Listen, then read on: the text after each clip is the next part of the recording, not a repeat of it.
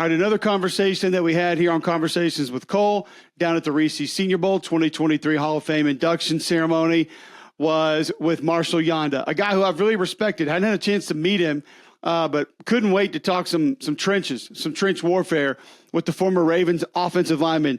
He's in the Ravens Ring of Honor. He's a Super Bowl champion. He's an 8-time Pro Bowler. 2 times he's been All-Pro.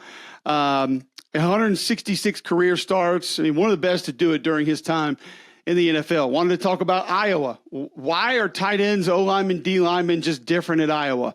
Peloton. He's a big Peloton guy, just like I am. What it was like dropping all of his weight after the NFL. Dude looks like he could go play fullback or tight end right this second. He's in pretty good shape. And then just about that Steelers-Ravens rivalry, one that I grew up a Steelers fan, still am. He spent his entire career with the Ravens. What was that thing really like, trading paint in that one? So this is our conversation with former Ravens offensive lineman Marshal Yanda. First, just being inducted to the Senior Bowl Hall of Fame. Yeah. How do you feel? Yeah, great honor. It's been good being down here and just that whole experience. Even from go back to my senior year right of college and just being able to play in the Senior Bowl and be able to be a part of it. And then, to have a really good NFL career and very grateful for that. And then to be inducted in the Hall of Fame, it's like, this is special for sure. It's funny. I was talking to Jim earlier today, and we were talking about draft prospects, different things. And he was talking about a kid that's transferring to Iowa to play tight end. Okay. And I said, well, how many slots do you immediately go up when it says Iowa tight end as opposed to anybody else tight end? No doubt. I feel like the same way with O-line, D-line. It's kind of like, is it just different there when you play offensive line, tight end, defensive line? Yeah, I just, I feel like they just make you just more mentally tough, right? And I feel like just, the offensive line position, the D-line position, tight end in there too. It's just like, obviously we've just had a lot of success there. Yeah. And it's important to the offense, right? Tight end with their offense has always been important. And then it always, the day you step foot on at Iowa, it starts up front, O-line, D-line. It's where the game is won. So they just, they know that's a priority. And obviously you're going to build your team around those positions. So I'm glad you mentioned important. The most important thing, I actually saw you walking down the hallway today here in the hotel, and I'm assuming you were just coming back from the gym. Yeah. You look pretty sweaty, had a long sleeve black shirt on, and I know they had 2 Pelotons down at the gym. Yeah. All right, so let's go back and start. I read an article about you before you were done playing, that you kind of had this plan in place to drop your playing weight. Yeah. Can you just take us through how you thought of that, exactly what it was, and what is it now? Yep. Yeah, so I got to watch guys like Matt Burke. When Matt retired, he dropped a ton of weight right away. And so I always wanted to, and being an offensive lineman, you're always super big, and it was nice to see guys do that. So I always had it in my mind, seeing guys do that. I wanted to do that. So I had a plan. I'm a preparation guy. I always think ahead, give things proper planning. So when I knew I was going to be done, I was prepared to just attack the weight, drop the weight. And it came off really quick, have a plan, have your goals. And then obviously, do you really want to do it? Right. Like I'm a mentally disciplined guy where if I set a goal and I want to do it, I am going to do what it takes. You know what I mean? I am going to put the fork down. I am going to do my cardio. I'm going to do all that stuff. Right. People always ask me, well, how'd you do it? I'm like, you see the fork right there? I said, it's as simple as putting the fork down, when you've had enough. Right. So, I weighed out my food. I knew I needed around 3,000 calories. And if I was doing this amount of cardio or any type of calorie burn, so I knew what I needed. Right. And even nowadays, now I know if I overeat my calories or if I don't, you just know after you weigh your food, if you do it for a month, you really know what your portions are. So just being mentally disciplined and my number one goal is I want to be here for my family, right? Absolutely. I got 3 kids and heart disease is a killer and, number one killer. It's okay, I can control my weight. I can control being under 300 pounds. It's so I will do that because I want to be around for as much as I can for my kids. So I went from I got to about 320 after college, played at about 305, and then got to about 260, 265. Sometimes under 260, and now I'm just kind of stuck. Yeah. And it's if it's not perfect, it's coming back on in a hurry. So what are you averaging on the Peloton right now as far as duration? Are we still in the 60-minute range or? I do 45 minutes. But I've actually right now, I've been working outside more. We're putting up a building where I've been helping the guys that are working outside. So when I know I'm going to be sweating outside, I don't get a workout in, but it's been a 45-minute Peloton ride or a 45-minute. We got the treadmill now too. So I go back and forth between, I'll do a 45-minute hike on the Peloton. It will kick your butt. Yeah. I don't want part of that. Where you put the incline 5 knee up. surgeries, I'm gonna pass on. Oh yeah, no doubt. Yeah, 5 of them. Dang it. But yeah, so that's been that.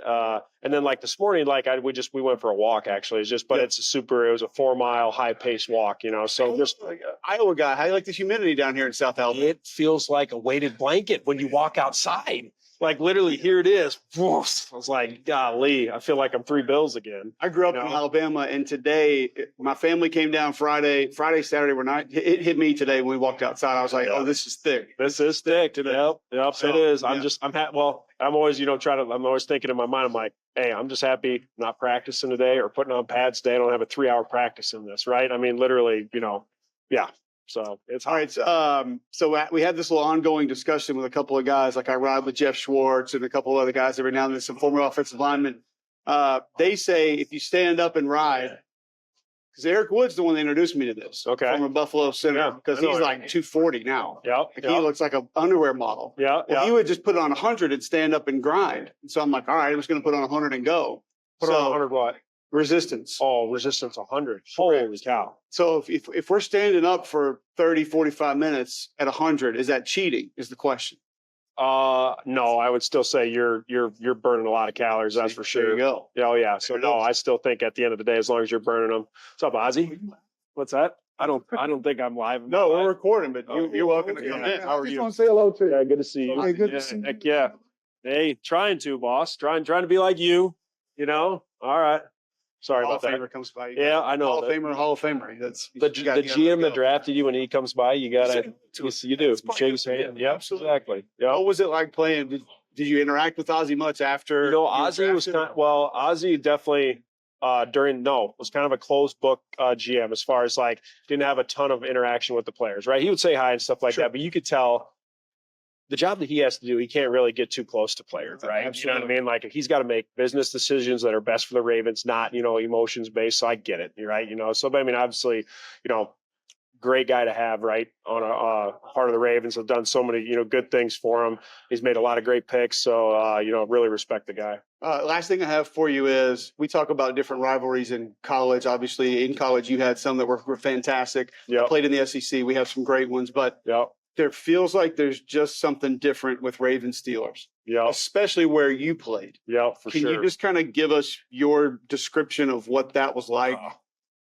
All right. So when I tell Steelers fans, I said that there's no better place to win on the road than Heinz Field. 110%. Like it's the best place to play on the road. They're in our division. We got to play them twice a year. So, I mean, that atmosphere is just awesome with the terrible towels and they have really good fans and it's loud. It's obnoxious. They play Renegade in the fourth quarter, So, I mean, just that atmosphere was awesome. Right. And there was some I would say back then, where there was some cheap shot hits back in the day that really fueled the rivalry, right? Like some Hines Ward and some Ed Reed, and so there was some times in there, right? Joey Porter, James Harrison, James Harrison, So there was, now that's kind of out of the game now too. So I mean, it doesn't fuel the rivalry as deep, right? But still, I mean, when they're in your division, right? You understand that, you got to win your division number one, right? To playoff advantage. So, but it was awesome, right? I mean, we had some great games and it was fun being in that rivalry and it was heated for sure. But I mean, like I said, Heinz Field, baby. I mean, you really feel like when you win, we had a couple of game winners, like where we beat them right at the end. Looked like, the fans were just just took the life out of them, right? Like just ruined their dang month. Didn't ruin their day, just ruined their month, So it was. I grew up a Steelers fan. So there you go. There you go. I know how. Hey, they're loyal fans now. They are, and I'm they're great fans. It was always a fun game. Yeah, it was always fun. Thanks for the time. Congratulations again. Thank you. Appreciate it. Yep. Yeah. All right, so that's Conversations with Cole. It's going to live here on the Cube Show channel, but will be just a little bit different than what we bring you each and every Sunday. And we're going to try to have a lot of these conversations, not really going to set a schedule as when they drop. It'll be a little bit more random as we come across guys that we sit down with, talk with, and it's always going to be football, especially college football, that we get into. Appreciate you tuning in. Please click subscribe, click like, at Cube Show 61 right here on YouTube, and you can find us on Twitter and Instagram at Cube Show.